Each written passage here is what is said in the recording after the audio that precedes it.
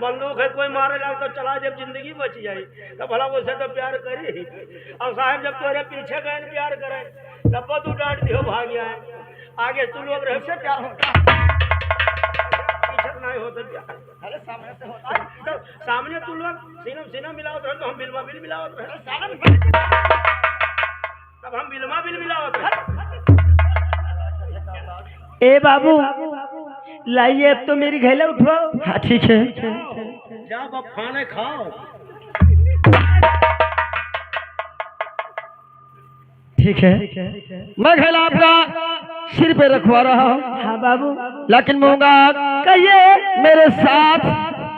दगा मत करना। नहीं मैं कभी नहीं दगा करूंगी आपको मैं जरूर मिलूंगी। ठीक है हाँ बाबू।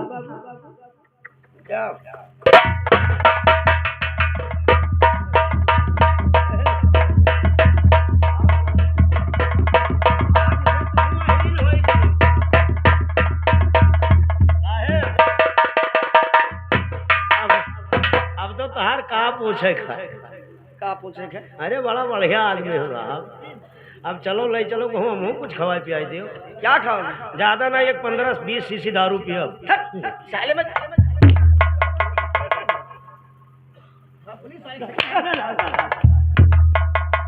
तू पूरा थाना हो यार कि थाना थमैली हो ना थाना हो ना। हेलो हेलो हेलो नक्काची मास्टर बड़ा पुलारे लाइन में आइए।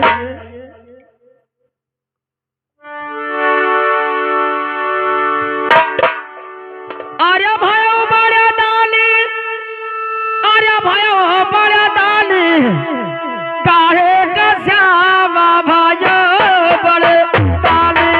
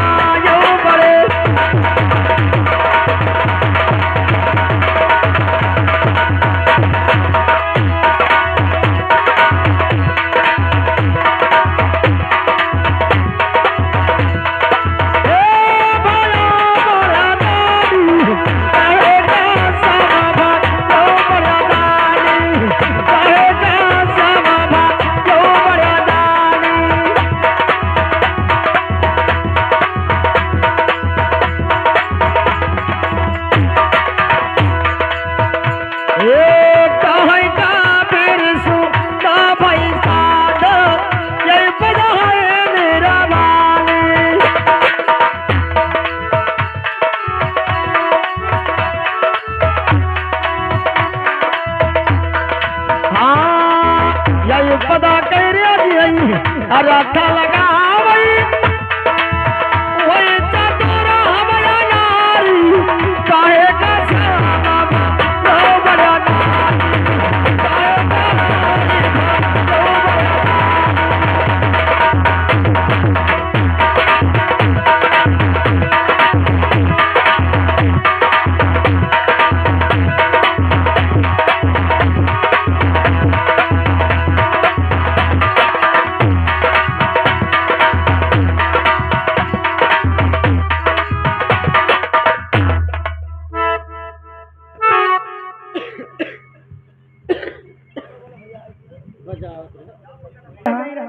अब वही ना आई।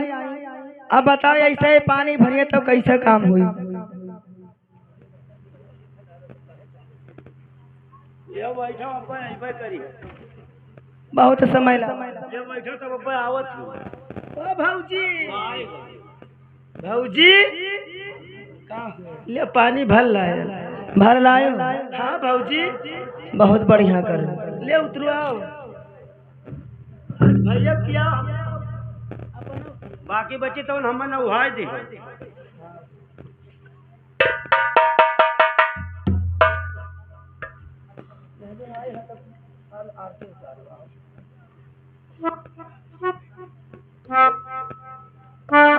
ए नदी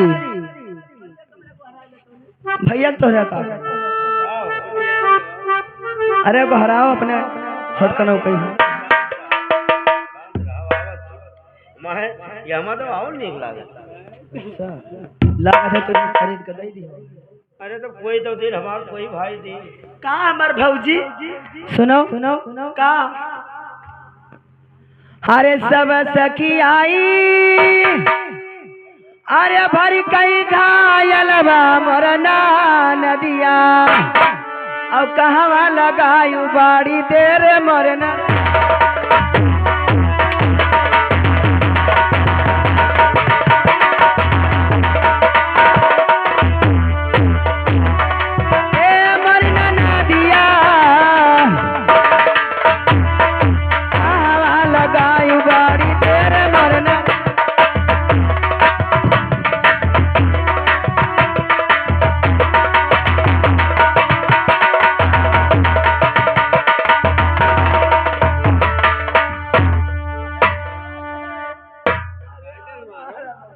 कहाँ रहे हो यह जोन भर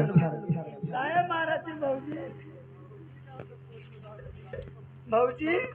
कौन गलती कर जा रहे तो मारत ये बताओ कब कहीं तो पानी भरे गई हो तो यह जोन आई हो हाथ दियर तो हो ही करा भौजी काव करे लागी रहो सुना हमार भौजी अरे यापन घैला भौजी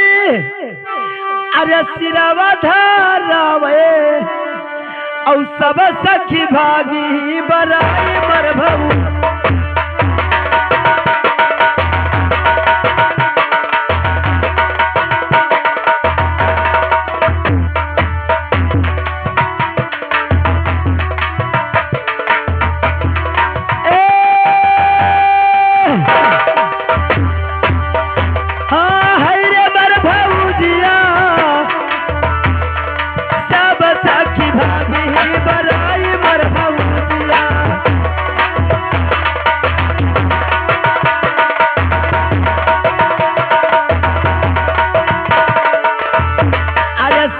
सखी बागी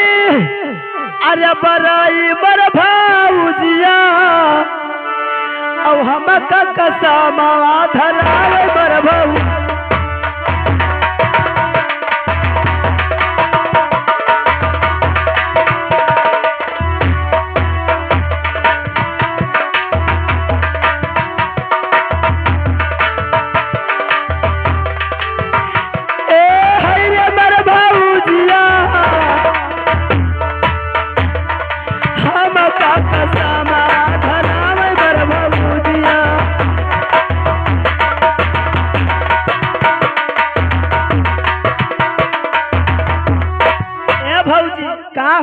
सब सखी अपन अपन घैला धराए ले। अच्छा अब हमें कसम धराए दिन तब अकेले क्या करी। अच्छा हाँ हम यहीं से तो वो हमारा बिरना कहाँ चला गया ये बताओ हमार भैया तो मारती हूँ। तू का कसम धराई दिन रहा हाँ यही तार खैला नहीं उठत रहा नहीं उतर रहा। लेकिन सुनो हारिया कहवा लगायो आर्या धूरा मटिया मरिना नदिया अब कहवा चली मा सकायु रे ना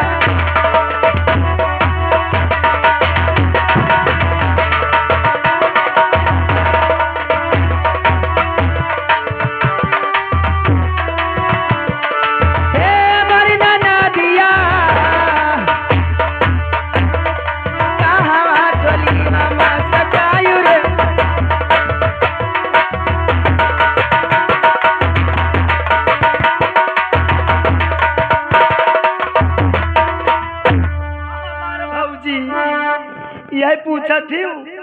कि कहाँ धूर माटी लगायू है कैसे लगाए सुनो हम बताई था हमारा ना हम बताओ अरे घैला उठावत भौजी अरे लाग्या धूर मटिया मर भौजिया अब मलल जो बनवा चोली फारे मर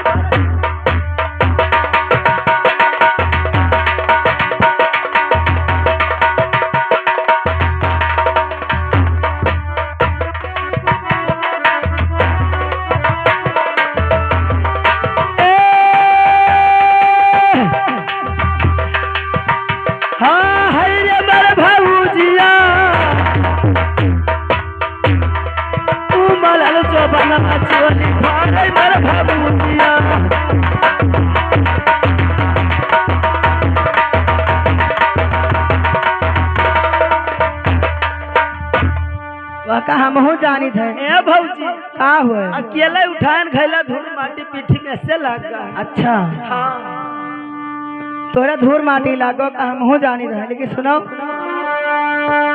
आर्या खिलाली कमलियंगी आर्या काय मुरा जाई मोरना नदिया अब काऊ भाई देहिया कहल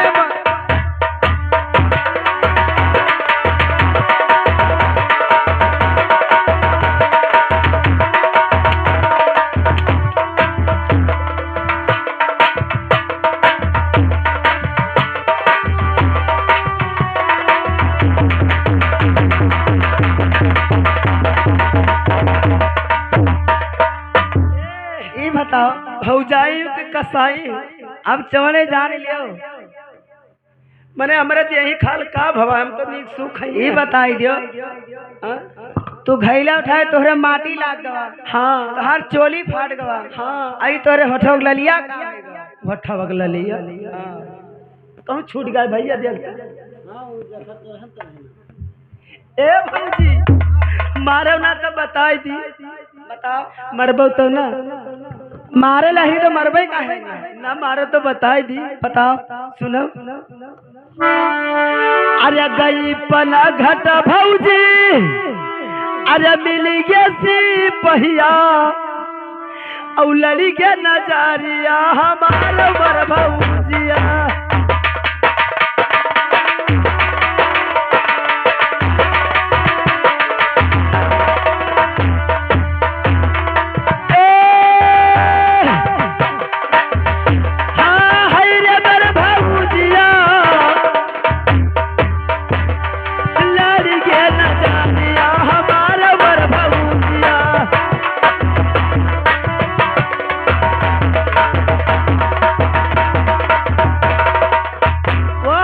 अब हमार बियाह कह दो हम जाई अपने घरे ये मार गाड़ी न सही पाता ए तोहार बियाह इतना जल्दी थोड़े ना हो पाई ना हमार बियाह कर दो बाबूजी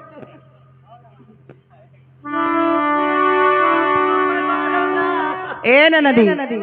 सुनो अरे अभी तो बहुत नादान है, तो जानते नहीं भौजी जवान इतना जल्दी ब्याह गति ना करो। जहिया तोहार ब्याह हो जाई और जहिया घरे जाबो तहिया जनबो। ए भौजी सुनो अरे तू तौरे सोबो भौजी अरे भैया के संघरिया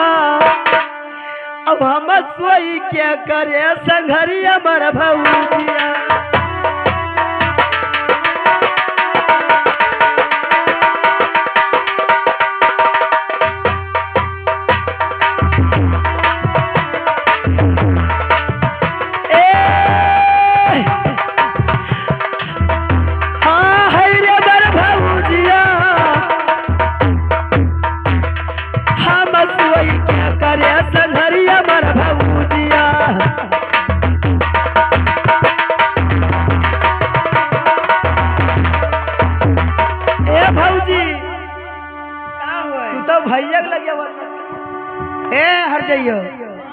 अब हम क्या करे लगे जाई वल्ले तो हिन जाओ भैया लगे अपने वल्लो हम अकेले ना वल्ला ये का है अब हमारे बियाह करो हम जाओ अपने मर्दे का लेकिन सुनो अरे यही सन बोलिया अरे बोलियो ना नदिया अब कहा तो सरा मना ही लागत